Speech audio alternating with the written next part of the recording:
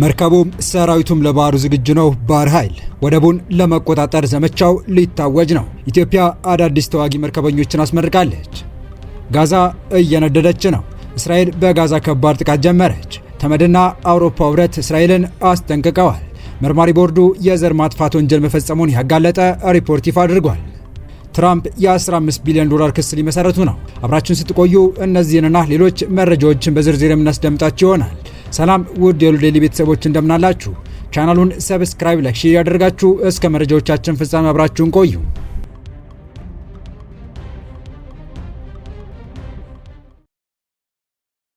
ታላቅ የኢንቨስትመንት ዕድል፣ የህልሞ ቤት በቦሌ ደንበል።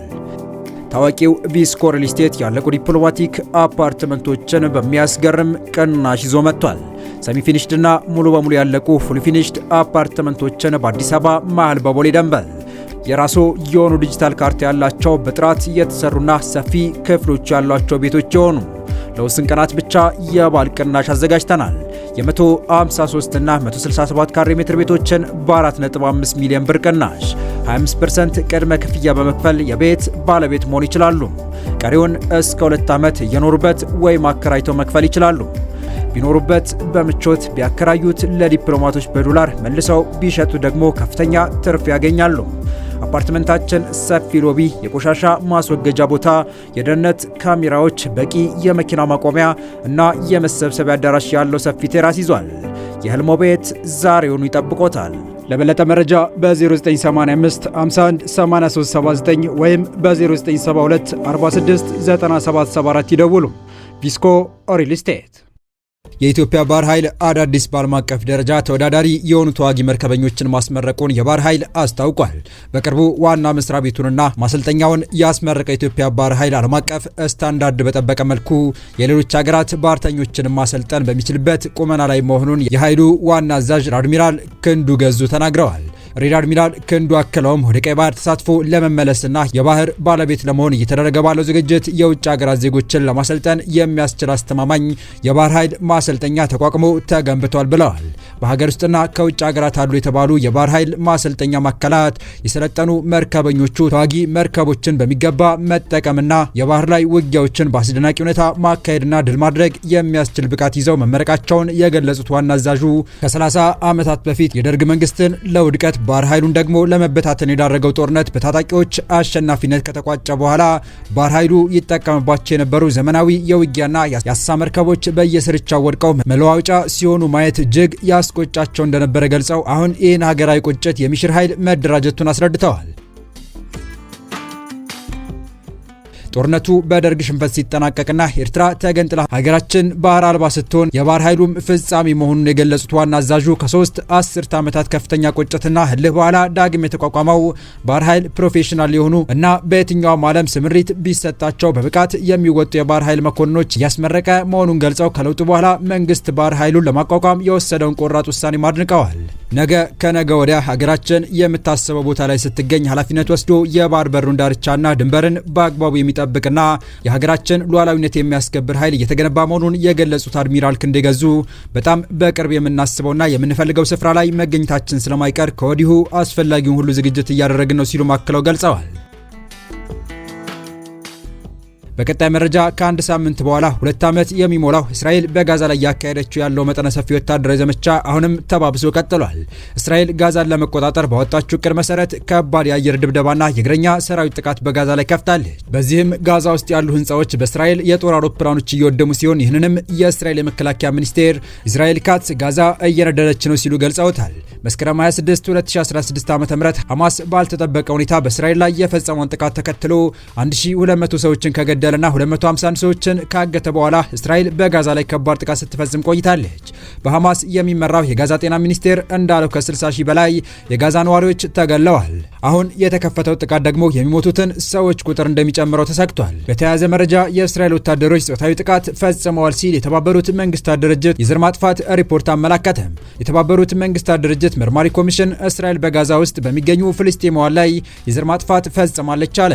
በኮሚሽኑ የወጣው አዲስ ሪፖርት በዓለም አቀፍ ሕግ ከተገለጹት 5 የዘር ማጥፋት ድርጊቶች 4ቱ እስራኤል ከሐማስ ጋር ጦርነት ውስጥ ከገባችበት መስከረም 2016 ዓ.ም ወዲህ መፈጸማቸውን አመልክቷል። እነዚህም አንድ ቡድን አባላት ላይ ግድያ፣ ከባድ የአካልና የአእምሮ ጉዳት ማድረስ፣ ቡድኑን ለማጥፋት ሆን ተብሎ የታሰበባቸው ሁኔታዎች መፍጠርና እንዳይወልዱ ማድረግ እንደሆነ ጠቅሷል። ሪፖርቱ በእስራኤል መሪዎች የተደረጉ ንግግሮችና የእስራኤል ኃይሎች የሚወስዷቸውን እርምጃዎች አካሄድን የዘር ማጥፋት ድርጊት ዓላማን የሚያሳዩ ማስረጃዎች አድርጎ አቅርቧቸዋል። የእስራኤል የውጭ ጉዳይ ሚኒስቴር ሪፖርቱን የተዛባና ሐሰት ሲል ሙሉ በሙሉ አውግዞታል። ቃል አቀባዩ የኮሚሽኑ 3 ባለሙያዎች የሐማስ ተላላኪዎች ሆነው የሚያገለግሉና በሐማስ ውሸት ላይ ሙሉ በሙሉ መሰረት ያደረጉ በሌሎች የተደገሙ ናቸው በማለት ክሶቹ ከዚህ በፊትም የተጋለጡ ናቸው ብለዋል። እስራኤል በጋዛ ላይ ጦርነት የከፈተችው ሐማስ መስከረም 26 2016 ዓ.ም ድንገተኛ ጥቃት ፈጽሞ 1200 ሰዎች ከተገደሉና 250 ደግሞ ከታገቱ በኋላ ነው። 2 ዓመት ሊሞላው በተቃረበው በዚህ የእስራኤል ዘመቻ ቢያንስ 64905 ፍልስጤማውያን ጋዛ ውስጥ መገደላቸውን በሐማስ የሚመራው የጤና ሚኒስቴር አስታውቋል።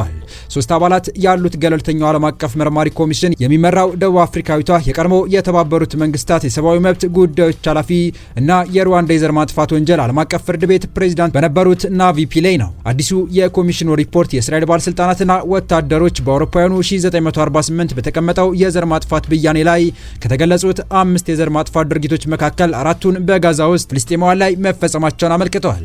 ለዚህም ኮሚሽኑ በሪፖርቱ የዘር ማጥፋት ማሳያ ያላቸውን የተፈጸሙ ድርጊቶችን በማስረጃነት አቅርበዋል። በዘር ማጥፋት ኮንቬንሽኑ መሰረት የዘር ማጥፋት ድርጊት ህጋዊ ፍቺው ለማሟላት ፈጻሚው አካል ከነዚህ ድርጊቶች አንዱን የፈጸመው ቡድኑን ሙሉ በሙሉ ወይም በከፊል ለማጥፋት በማሰብ እንደሆነ መታወቅ አለበት። ኮሚሽኑ የእስራኤል መሪዎች ያደረጓቸው ንግግሮች እየተመለከተ ሲሆን ፕሬዚዳንት አይዛክ ሄርዞግ፣ ጠቅላይ ሚኒስትር ቤንያሚን ኔታንያሁና የቀድሞ የመከላከያ ሚኒስቴር ዮአቭ ጋላንት የዘር ማጥፋት እንዲፈጸም አነሳስተዋል ብለዋል።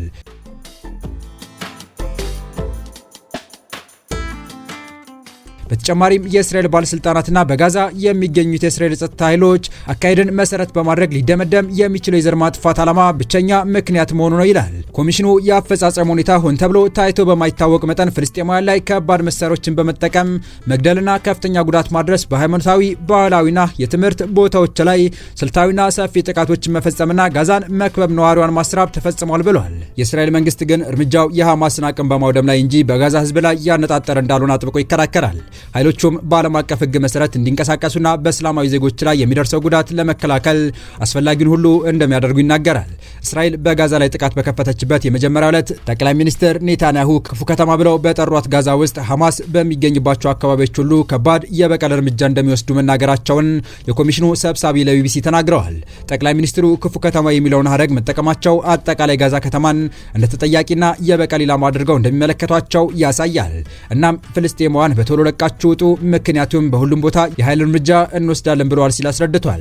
ኮሚሽኑ የእስራኤል የፖለቲካና ወታደራዊ መሪዎች ድርጊት የእስራኤል መንግስት ድርጊቶች ናቸው ሲል ገልጿቸዋል። ስለዚህም መንግስቱ የዘር ማጥፋት ወንጀልን መከላከል ባለመቻሉ የዘር ማጥፋት ወንጀልን በማስቻሉ እና የዘር ማጥፋት ወንጀልን ባለመቅጣቱ ኃላፊነቱን ይወስዳል ብለዋል። እንዲሁም ሁሉም ሌሎች ሀገራት በዘር ማጥፋት ኮንቬንሽኑ መሰረት ሁሉንም እርምጃዎች በመውሰድ የዘር ማጥፋት ወንጀልን መከላከልና መቅጣት ካልቻሉ ተባባሪ ሊሆኑ ይችላሉ ይላል። በርካታ ዓለም አቀፍና የእስራኤል የሰብአዊ መብት ተሟጋች ድርጅቶች፣ ገለልተኛ የተባበሩ መንግስታት ተቋማት ባለሙያዎች እንዲሁም ምሁራኑ እስራኤል በጋዛ ፍልስጤማውያን ላይ የዘር ማጥፋት ወንጀል ፈጽማለች ሲሉ ከሰዋል። በሌላ በኩል የዓለም አቀፍ የፍትህ ፍርድ ቤት የእስራኤል ኃይሎች ላይ በደቡብ አፍሪካ የቀረበውን የዘር ማጥፋት ወንጀል ክስ እየተመለከተ ነው። እስራኤል ጉዳዩን ፍጹም መሰረተ ቢስ እንዲሁም አድሏዊና ሐሰተኛ ክሶች በማለት አጣጥለዋለች። በመጨረሻም ትራምፕ ኒውዮርክ ታይምስ በስም ማጥፋት በ15 ቢሊዮን ዶላር እንደሚከሱ መናገራቸው ሚዲያውን እያነጋገረ ነው። የዩናይትድ ስቴትስ ፕሬዚዳንት ስም በሚል በኒውዮርክ ታይምስ ላይ በ15 ሚሊዮን ዶላር ክስ እንደሚመሰርቱ ተናገሩ። ኒውዮርክ ታይምስ በነጻነት እንዲዋሽ፣ እንዲያደበዝዘኝና ስሜን እንዲያጠፋ ተፈቅዶለታል። እናም አሁን ያ ያቆማል ሲሉ ትራምፕ የግል ንብረታቸው በማህበራዊ ሚዲያ ትሩዝ ሶሻል ላይ አጋርተዋል። ባለፈው 2024 ዓመት በተደረገው ፕሬዚዳንታዊ ምርጫ የካማላ ሃሪስን የይምረጡኝ ቅስቀሳ ወቅት የኒውዮርክ ታይምስ ድጋፍ ለዲሞክራት ፓርቲ ቃል አቀባይ ሆኗል ሲል ትራምፕ ገልጸዋል። ትራምፕ ክሳቸውን የጀመሩት የሪፐብሊካን ጠንካራ ይዞታ በሆነችው ፍሎሪዳ ነው። ጋዜጣው በጉዳዩ ላይ አስተያየት ከመስጠት ተቆጥቧል። ትራምፕ ለፕሬዝዳንትነታቸው ማይመቹ የግራ ዘመን ሚዲያዎችን ቅር እንደተሰኙባቸው በክሳቸው ላይ ጠቁመዋል። ትራምፕ የኒውዮርክ ታይምስ ጋዜጣን ለመክሰስ ሲሞክሩ ይህ የመጀመሪያቸው አይደለም። እንደ አውሮፓውያን አቆጣጠር በ2023 አንድ ዳኛ በኒውዮርክ ታይምስ ላይ ትራምፕ ያቀረቡትን ክስ ውድቅ አድርገውታል። በክስ ውስጥ ያሉት የይገባኛል ጥያቄዎች እንደ ህገ መንግስታዊ ጉዳይ አይደለም ብለዋል። የ100 ሚሊዮን ዶላር ክስ ጋዜጣውንና እናት የትራምፕን የእህታቸው ልጅ ሜሪ ትራምፕን የግብር መዝገቦችን ለማግኘት በተንኮል ሴራ ተሰማርቷል ሲሉ ከሰዋል። ትራምፕ በ2023 ሌላ የስም ማጥፋት ክስ በሲኤንኤን ላይ ቢመሰርቱም ተሸንፈዋል። ሲኤንኤን ከአዶልፍ ሂትለር ጋር አመሳስሎኛል በሚል የመሰረቱት ክስ የ147 ሚሊዮን ዶላር ቢሆንም አንድ ፌዴራል ዳኛ ክሱን ውድቅ አድርገውታል።